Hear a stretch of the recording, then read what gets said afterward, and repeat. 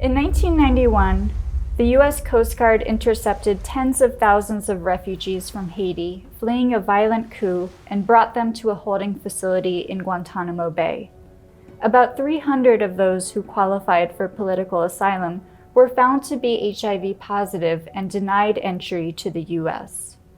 The U.S. government moved the HIV-positive refugees to a remote section of the military base known as Camp Bulkley, where they were detained indefinitely.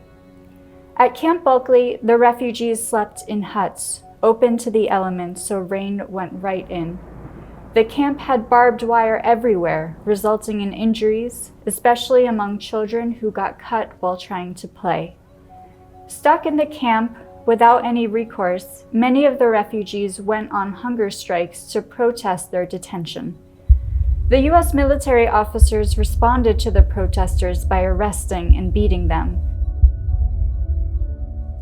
using dogs to control crowds and throwing protesters into prison cells. Meanwhile, the physicians treating the refugees were also part of the military. The physicians wore the same military uniform as the officers who punished the refugees and kept them detained. At the camp's medical buildings, the refugees were not given the standard HIV treatment and medication that was available in the U.S. One HIV-positive woman had a baby in the camp, and the baby died. The military then realized that HIV and pregnancy was high risk and brought pregnant women into the U.S. Word got around, and women figured out that one way to get out of the camp was to get pregnant. For nearly 2 years, the refugees languished at Camp Bulkley, growing sicker and sicker.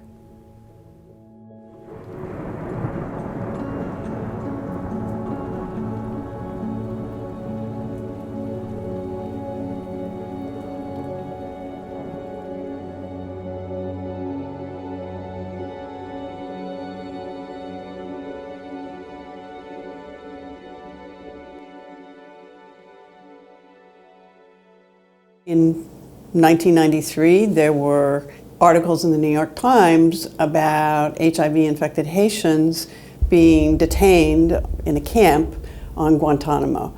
And I literally said to myself one morning, you know, you really love Haiti and you're an AIDS doctor, you should find out what's going on. And within 5 days, I was on a little 5-seater plane going to Guantanamo to interview the Haitians. Founding of the Human Rights Clinic occurred as a result of our activities in Guantanamo.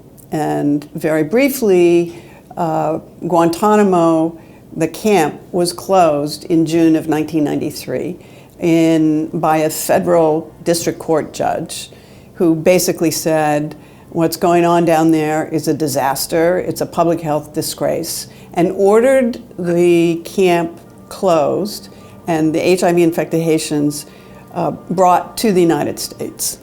Based on our work with a group of legal advocates, we were able to secure freedom for close to 300 HIV-infected men, women, and children.